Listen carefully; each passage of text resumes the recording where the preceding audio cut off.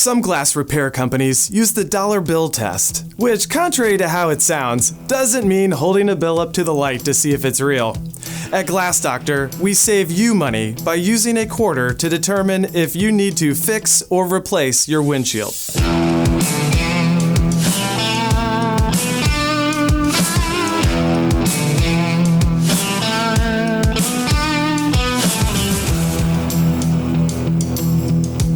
Typically, a dollar bill is used to determine acceptable repair size.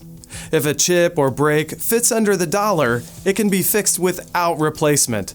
But at Glass Doctor, we believe in safety first, in that any chip or break we cannot cover with a quarter warrants a replacement. Glass Doctor believes a repair that is large enough to fit under a dollar would adversely affect the integrity of the glass and could jeopardize the occupant's safety. Our customer safety and satisfaction are paramount.